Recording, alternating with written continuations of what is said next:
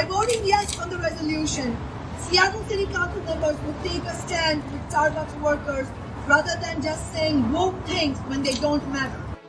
Seattle City Council member Shama Sawant calling out her colleagues to vote on a resolution that would support the right of Starbucks workers to unionize. So what impact would this measure have? What about a plan to provide a minimum wage to app-based workers in Seattle? And how is Governor Jay Inslee going to keep areas under our state highways and freeways clear of homeless encampments? Well, we are tackling these big issues and a whole lot more this week on Seattle News, Views, and Brews. I'm Brian Callanan. I'm a host on Seattle Channel. The views expressed here are my own. And joining me is David Croman from the Seattle Times. David, good to see you here. I got to say, I keep on seeing these forecasts of a false spring that's out there, and I have to freely admit, I enjoyed this past weekend, but I feel like I'm living a lie. What do I do? Talk to me about this. Yeah, I think this happens every year. Mm-hmm. February is always surprisingly, you get these like really nice February days and everyone's like, spring is here. And then, oh, no, it's not. Unfortunately, March and even April and sometimes even May and June just don't. Right. Don't follow through. But well, enjoy them while we have them. That's right. You know what? That's the important way to do it. Thank you very much for that. Well, thanks also to City Grind Espresso, our background noise sponsor for the audio podcast. They're on the floor of City Hall. Please do support owners John and Riley and support other small businesses too. Thanks also to our patrons. We had Logan and Mackenzie joining up last week at the $10 level. They're getting themselves a mug just like this one. David's mug is actually in the wash, folks. He wants to make sure he's sanitary about it. Yeah. We'll clink next time, my man. Mug Club members, I should point out, always featured on our mugshot of the week. And this week, it's Ellen with her mug full of bubbly water on ice. Hey, whatever gets you going in the morning there, Ellen. Appreciate you sending in the photo. Thank you for your support of the program as well. If you would like to support the show, please do. And thank you as well. Check out Seattle News, Views, and Brews on Patreon. Finally, thanks to Converge Media, the video version of our podcast is on Converge Wednesday nights at 7. Off we go with Right Here, Right Now. Well, here we are in the second full week of February, and the City Council is really starting to percolate here with a resolution from Councilmember Sawant expressing the City Council's support for Starbucks workers who want to form a union and also urging Starbucks to accept card check neutrality. Now, that last part there is a process by which employees would say, we want a union by majority. The company would then recognize that entity and not go through the usual National Labor Relations Board elections process. So that's what that means. David, thinking about this, 3 Starbucks stores in Seattle, as I've seen it reported, have filed for union elections. We can get to those details in a little bit here. But first off, do you think the council is going to support this resolution? What do you think? Yeah, I don't know. I think resolutions, the role of resolutions always gets a lot of scrutiny because, in the past, the city council has, and in particular, Councilmember Sawant has run a lot of resolutions about, overseas things or things that maybe the Seattle doesn't actually have any hand in. This is a little different because Starbucks stores unionizing in the birthplace of Starbucks carries some kind of more significant weight for the company, I think. At least symbolically, but we're seeing a lot of these unionization efforts happen, and so, I think she could maybe make the case that the Seattle City Council does kind of play a role in here. I don't know very much about labor law, but I do wonder, and this is kind of speculation on my part. I do wonder if there could be some concern about the council being so sort of directly involved in advocating on behalf of unionization. I mean, you kind of get into tricky territory when outside groups get involved with the unionization process as a part of, part of the formal process. I think about the, Bessemer unionization front in Alabama for Amazon. And the president, Joe Biden, came out and he gave this statement that people sort of widely viewed as very supportive of the union. And yet, if you actually listen to it, he never said, I support this unionization. He was just saying, I support your right to vote for a union, keeping this neutral language. And so, I'd be curious to hear more about whether there are kind of concerns. And Councilmember Sawant is, very outspokenly pro-union. We know that about her.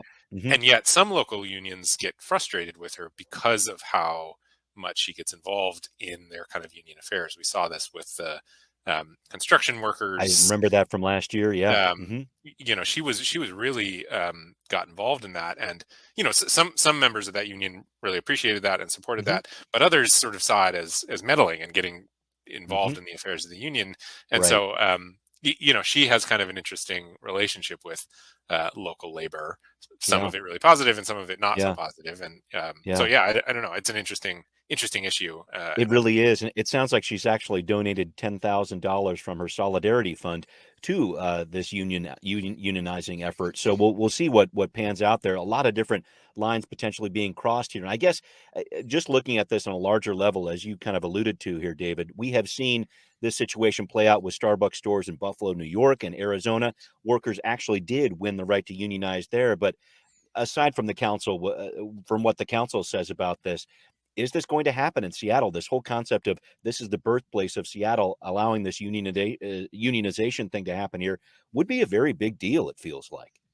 Yeah, it would be, and it's really spreading quite quickly among Hmm. Starbucks stores. We're seeing Yeah, it kind of all over the place, and it hmm, makes sense. A lot of the people who work at Starbucks, I think a lot of them are in college or just out of college, and sure. we are seeing an uptick in unionization drives, especially among kind of college educated young people. Right. Media in particular, media's had a lot of additional unionization, and True. um, so yeah, I mean, it's interesting. You mentioned. I don't think Starbucks is going to voluntarily recognize this. I think they're going to No. push Yeah. every one of these to a vote for sure. Yeah. If indeed it But does go through. Right. it would be it'd be interesting to see if this ever hits a tipping point, because if you kind of go one store at a time like this, it's going to take a Yes. long time Yes. for every store. But Hmm. I don't know if I imagine that some kind of large unions in the country are talking about what it would Oh, take yeah. to kind of do a big sweeping drive. Hmm. Hmm. So yeah, I mean, it's a really fascinating time for labor, because in some sectors, manufacturing in particular, it's really Sure. declining. But then in other sectors that have more of the kind of college educated young people involved Yep. in them, you really see unionization taking off. And Starbucks, I Yeah. think, is a good example of that. Yeah, really interesting to see what the council does this week on this one. And sticking with the topic of workers, I wanted to talk about something that's happening in the Public Safety and Human Services Committee this week. They're talking about establishing a minimum wage for all app-based workers in Seattle. So the city's been working on this for some time, folks. Former Mayor Jenny Durkin approved the measure that took effect at the start of last year that established this minimum wage for transportation network company drivers, these TNCs, for operations like Lyft and Uber. And I should point out, Seattle has been a leader nationally on policies like this. The council passed a law last year, first ever in the country, getting premium pay for gig workers during the pandemic, sick days too. So now, David, it appears that the council wants to make this minimum wage concept a more permanent thing, not tied to the pandemic, and something that would apply to all gig workers out there, not just the TNCs. This is really complicated legislation. I should say that up front, but there's certainly a lot of legal challenges that are in the mix or potentially could be coming down the line. How do you see this playing out, trying to establish this minimum wage for gig workers in Seattle? Yeah, I mean, I think it probably will have support in On the City Hall. I council? mean, Yeah. yeah, I mean, Hmm. we've seen that, as you mentioned, with Uber and Lyft drivers, Yep. and the city has been kind of first in line to uh, add, as you mentioned, to add more regulations to gig workers Yeah. and things Right. like that. But at the same time, a lot of these companies have fairly strong lobbying efforts, and I think there is a certain amount of not insignificant amount of people who work for these companies who will do it specifically because they're not employees. They like picking up the extra hours and things like that. And so that's Hmm. that's really always been the question with efforts like this, is like how far, really the question is how close are you getting to defining these people as employees. This is the whole thing. Are they Yeah. employees? Are they contractors? And I remember a big debate about this down in California, shoot, end of 2020, when they were talking about this and established very firmly in that resolution, or excuse me, that measure that was passed there, the Proposition 22 down there in California. And it said these workers are contractors. And there was a Mhm. lot of industry behind that. Uber and Lyft put millions of dollars into that campaign to firmly establish their contractors there. And it's interesting you bring that up because I think as contractors, there are less protections for these workers. They're not guaranteed a living wage. They are not guaranteed the sort of protections that an employee might have when it comes to safety concerns that come up as drivers or whatever else. If someone gets hurt in a crash, etc. So that's a very, very important distinction there between employee and contractor. I feel like the council is trying to walk a really thin line here. Yeah, absolutely. And where that line ends up landing has pretty broad implications for these companies. And so, whenever the city council takes up these issues, be it Uber or Lyft or DoorDash or whatever, we really see, I mean, these companies get involved. I mean, they start showing up at City Hall and really, trying to organize people who oppose this kind of move, who they run a lot of ads. I mean, they spend a lot of money pushing back on these efforts, and because as the segue between the Starbucks unionization campaign and this is it does it does build momentum. Each time a new municipality passes more regulations like this, it does, other places look to it and say, maybe we should be doing that too. And so it is a kind of bare knuckle boxing match every time these comes up between City Hall and the companies that pretty staunchly oppose it. Right. They'll say, oh, if you pass this, we're going to see higher prices or whatever else for the different goods or services that are provided. I think we're going to see a lot of that. We potentially could see some new legal action too. So a lot to look ahead for on that one. Thank you, David, for discussing that. Again, this is being discussed at the committee level in Seattle City Council this week. So we'll keep an eye on that. All right. Up next, what's the state of Washington's plan to try to keep areas under our freeways and highways clear of homeless encampments? We're going to break it down on Now Hear This. Well, an interesting plan last week discussed by Governor Inslee as he again is talking about the state's work to build more housing units and get more people who are homeless inside. He spoke specifically about a plan to help people who are living in encampments under state highways and freeways. So the state overall has tripled its investments in affordable housing and shelters since 2017, the governor tells us. He also says he wants an additional $494 million to go towards that goal this year. But as he said at last week's press conference, it's not just about the dollars and cents. We know funding is crucial, but funding is not enough to move quickly against this urgent situation. As more units are built, it begs the question, how do we work with local governments to get people into them in a compassionate, meaningful, and coordinated manner? So, David, the governor talked specifically about finding ways for jurisdictions like the state and cities to work more closely together on unauthorized encampments, setting up this Office of Intergovernmental Coordination on Public Right-of-Way Homeless Encampments. I got to figure out what the acronym is on that one because that's going to be a mouthful there. Well, definitely keep an eye on this one, everybody. We're talking about Senate Bill 5662. And looking at this, David, I've always heard that reasoning. We've seen it with camps like the Jungle, infamously in the past underneath I-5 in Seattle there, where it was a situation, oh, that's the state's property, we can't do anything about it, etc. What do you think this new office is going to do here? Yeah, I don't know. I mean, it's I think it's kind of a step in a step towards taking a step sort of thing. It's the beginning of a process. But as you mentioned, we have kind of over the years seen these kind of jurisdictional debates between the city of Seattle and WashDOT. We see it between other jurisdictions too. I'm thinking of the encampment up near Bitter Lake. There was that it was kind of a debate over whether that was city of Seattle property or that was Seattle Public Schools property. Yes, right. It was. Good point. So it's I think this is probably an acknowledgement that most people don't care whose property is. What they care about just get something done. Kind of sure. I think on a broader level, this fits into what I would say is probably Washington State and City of Seattle's approach to encampments now, especially after the last election when Mayor Bruce Harrell won, which is this approach. You could sort of liken it to the Compassion Seattle approach, the initiative that never made it to the ballot, which is we are going to, on the, kind of a two-handed approach. On the one hand, we're going to spend more money on shelter and we're going to build up housing because we know we need that. But parallel to that, where you're going to be less tolerant of public encampments. And I think it's this kind of carrot and stick approach that seems to be resonating politically with people, because Yeah. the reality is, folks, this issue of encampments is coming up a lot. Hmm. I do think it's probably a liability for Democrats in particular in the next election. They Sure. want to be looking like they were, doing something about the encampments, but they also don't Yeah. want to be painted as kind of anti-homeless and Right. uncaring. Right. And so they are making these announcements at the same time as they're saying that they're going to spend a lot more money to staff up shelter. So, Eh, yeah, I think this is all kind of part and parcel to Yeah.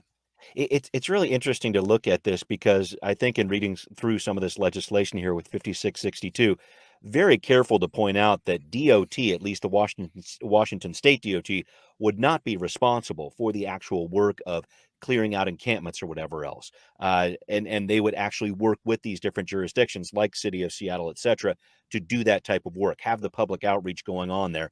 DOT would be doing some of the cleanup, let's say, of trash that might be accumulating, but they wouldn't be doing that direct interaction. I just come back to this idea of, and this is the big question that's going to come out of this, will this simply lead to more sweeps? I think a lot of homeless advocates have to be asking that question. Yeah, right. I mean, the really the biggest question of them all is, does if you are removing encampments, I mean, where do those people go? I think we heard that some, it was not with a ton of evidence backing it up, but you mentioned the jungle, and we did hear a lot of talk about when the jungle under the highway was closed, that a lot of folks moved into the Chinatown International District or Right. surrounding communities, which of course did not bring those people housing, nor was it preferable for the people living and working in the Chinatown International District. And so, Right. when you talk about the timing of this, if the goal is to open up a lot more shelter, I mean, shelter takes a long time to build. So I was going to say, yeah. budget for it, but you still got to find land and set it up.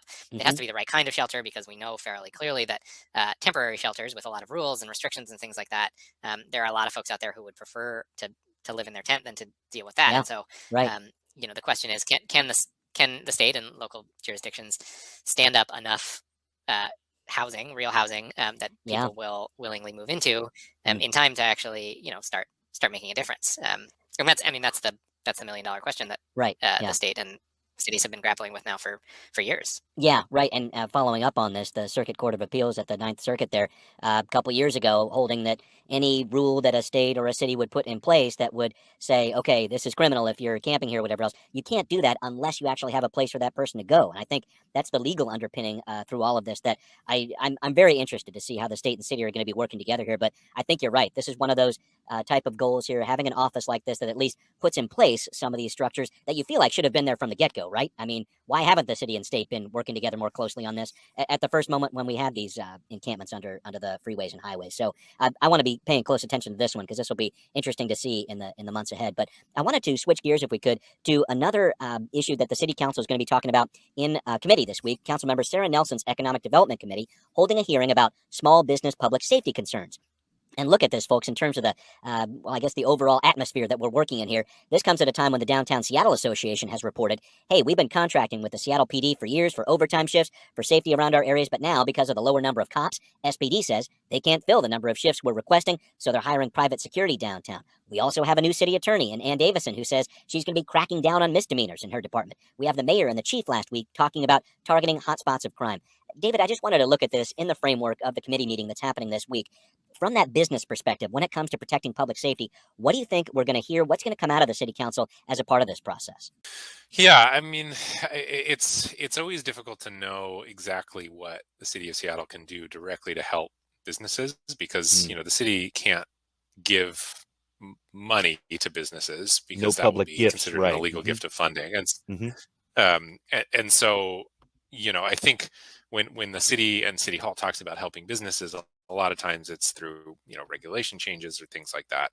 I think what we will hear, I think what we'll hear a lot from the mayor's office, and we're already hearing from the mayor's office, is a push to hire more police officers. He said that fairly clearly in his press conference last week. How that jives with what the City Council wants to do, we'll see. And then, I mean, I guess the kind of enduring question here is, well, there are a few of them. I mean, one is the question of backlogs. I mean, you mentioned Ann Davison Yes. wanting to Right. prosecute more misdemeanors, Mhm. but we know that the court system and the city attorney's office in particular are really backed up and down. Mhm. I mean, there's a huge list, and and she Ann Davison is going to have to hire a lot more attorneys because a lot of them left when That's true. Pete Holmes Mhm. lost. Um, so the question, we know what she wants to do because she's made it pretty Mhm. clear on the campaign Yeah. trail, but Mhm. for me there's a question of will she be able to do that? I don't know. Right. Right. And then it kind of fits into the same question around this hotspot policing Yeah. plan, which Mhm. is um, well, first of all, it's a tactic that is not new. We see this quite a I was going bit. to say we've heard about this plenty of times before, Jenny the Durkin. 9.5 blocks and all that. Yeah, keep going. Mhm. Yeah, I was going to say Jenny Durkin did it. Ed Murray did it. I wasn't a reporter before them, but I imagine mayors before them also did this approach. Yes. Um, which I mean, I have seen some argue that the fact that it has been done and there's still issues Yeah. can be seen as raise the question of whether it's actually a long term fix. Mhm. But in the current moment, the bigger question is do they have the cops to do that kind of hotspot policing? I'm not Right. sure about that. Yeah. And so I think, yeah, like I said, what we'll hear from the mayor's office in particular is we got to hire more cops. Yeah. From the city council, I think we could hear more about kind of a different approach to um, public outreach to Mhm. people struggling with homelessness in particular. Sure. Andrew Lewis um, Yeah. has He talked pushed back a about little bit on what Ann Davison he has was basically saying. Yeah. Mhm. yeah, he basically said, the people you really care about are committing felonies. They're not committing Yeah. misdemeanors, and the city of Mhm. Seattle is not in charge of felonies. Right. He was arguing, prosecuting misdemeanors isn't really going to get to the meat of the problem. What you really want to Mhm. do is go after the kind of bigger head honchos who are organizing some of this crime, and that happens at the King County Prosecuting Attorney's Office. Right. So Right. I think this is going to be this back and forth that we're going to be hearing about. Yeah, and I thank you for bringing up the mayor's press conference too, because he brought up a few different things, trying to take a holistic approach, as he put it. We hear that adjective quite a bit too, but he also said he would stay in his lane when it came to other people in elected positions like the city attorney and this whole idea of prosecuting misdemeanors here. This whole idea of staying in your lane and what that means here, I think is going to be really interesting. I mean, are we talking about potentially that power struggle emerging between what the mayor wants to do, what the interim police chief wants to do as he tries to audition for a job, I guess, with Mayor Harrell, who still hasn't picked a police chief yet? Is it talking about the council as well? I wanted to talk about that whole staying in your lane concept here. I thought that was an interesting phrase to use. Yeah, I did too. And I can't really remember. Um, well, the times I remember elected officials saying that they're staying in their lane is when the other lane is like too hot and they don't really want to touch it. Right, right. Whereas when the other lane is like something that they want to take credit for, then they're Mm. more than happy to swerve into Hmm. other people's Sure. lanes. But Okay. I don't know if that's what's happening here. I mean, I Block that think metaphor. Okay. Yeah. Keep going.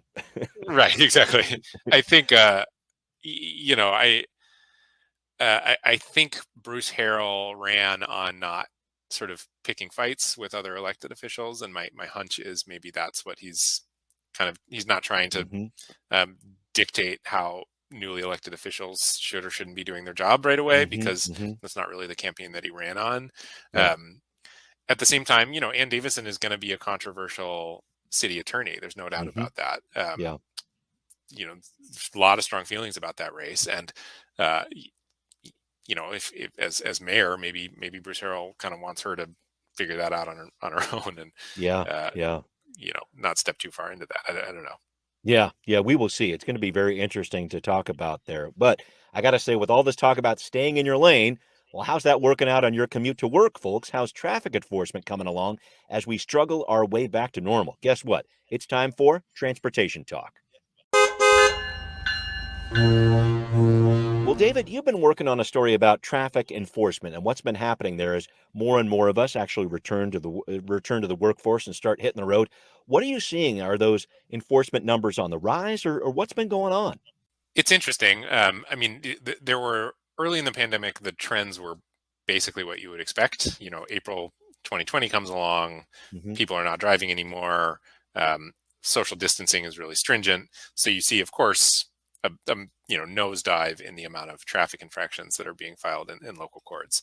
And then, probably for the first year after that, traffic enforcement and traffic volume sort of correlated fairly closely. As one went up, the other would follow. But what we've seen in basically in almost all of last year, is that as traffic volume, at least on state highways, basically got back to something pretty close to normal, traffic enforcement did not do that. And in fact, last summer, it started to fall again. And so in October of 2021, there were fewer traffic infractions across Washington state that there had been at any point in the previous 2 years, except for that first month of the pandemic. And so what we're seeing is, whereas before the drop was related to the pandemic, now what we're seeing is, at least what I'm hearing from law enforcement officials, is they're saying this is due to staffing. Okay, at this point. I was going to ask. Yeah, so that not just basically City of Seattle police isn't the only agency going through this. There are other state agencies out there, or agencies across the state, that are dealing with this too. Right. Yeah. So, Yakima, 75% of its traffic unit is not doing that right now. Okay. Spokane got rid of its traffic unit. Everett is down to just one person doing, so this is a fairly consistent story.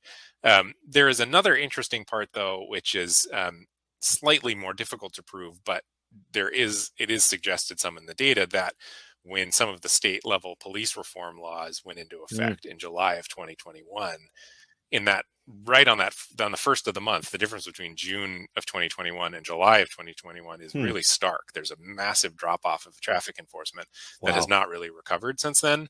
And have heard from some law enforcement officials that this is related to this ongoing question around confusion, and what the new use of force laws do or do not allow police officers to use. Right. This is When very can they hotly do debated, pursuits and things like that? Yeah. Right. Very hotly debated if law enforcement is reading this correctly or not. But regardless of how they're reading that, the data does seem to suggest that they're reading it in a way that they are taking a more hands-off approach to traffic enforcement. And so it's kind of a hairy issue. But, as of in November of 2021, even as traffic volume was basically back to what it was pre-pandemic, traffic enforcement is still 50% of what it used to be. So it's quite a significant drop off. And who knows if or when it will return. Wow. We'll keep tracking that, and I guess see also what more crashes, more deaths, or whatever else. Are some of those stats kind of correlating with this, or what are you noticing? Yeah, that's an interesting question too. I mean, the tough thing about this is it's pretty difficult to there's a lot of correlations. It's kind of difficult to conclude any causality between all of these things. Right, right. But it is true that it was a particularly deadly year, and there are a lot of anecdotes about people speeding. It's hard to know how much of that. I mean, there's so many things, as one person put to me, there's so many things that are just weird about society right now. It's hard to kind of pinpoint any one reason. There are people who blame enforcement being down for some of the seriousness of crashes. There are others who don't think that bears out. I mean, there is some data that suggests that not all populations respond to enforcement equally. Yes, right. And so it's a tricky issue. This also comes as people are, there's a lot more scrutiny on what do traffic enforcement and traffic stops eventually lead to. I mean, there are a lot of instances of particularly black motorists being pulled over for relatively minor crimes, and then that turning into something deadly. And so that is also kind of part of this conversation. So the fact is traffic enforcement is down, and then surrounding that fact is a lot of kind of really interesting conversation and analysis around what the future should look like. Some people argue maybe that shouldn't come back up. Some people say it's a life or death matter. So it's an interesting issue. I like it. And questions that lead to answers are great, but questions that lead to more questions, I like those too. So thanks for following up on Right. that, David, here. But we do need to wrap up. And we've both been watching the Olympics, but I noticed you actually pointed this out on Twitter here. You've been noticing a lot of advertising for jobs with the Washington State Department of Transportation. Is WashDOT looking for figure skaters? What are you noticing out there? WashDOT is looking for anybody that they possibly can, because they have a With a pulse. staffing shortage Yeah, right. across their entire industry. Yeah, exactly. So yeah, they are. These ads have been running at basic. I mean, I'm watching it on a streaming service, so I think Yes. it's more targeted specifically to me. This is not the national NBC Right. feed. We're going to get this transportation But reporter. yeah, I see. so they are. Yeah, exactly. So yeah, they're asking. As far as I can tell from their ads, there is no position for which they are not hiring. So see. if anyone's Wow. looking for a job, WashDOT is hiring. Now we know. Well, David, thank you as always for Yeah. breaking it down with me. I really appreciate that. And thanks everybody everybody who's out there listening. This is Seattle News, Views, and Brews, your coffee break political podcast. Really glad to be with you once again. Thanks especially to our patrons out there. Make sure you subscribe on iTunes, Spotify, wherever you might listen. Again, please do support our show on Patreon. Always appreciated. You can always find out what's brewing in local politics right here on Seattle News, Views, and Brews. Thanks for watching on Converge Media 2. We will see you soon. Seattle News, Views, and Brews is an independent production of Callanan Media Services. Copyright 2022.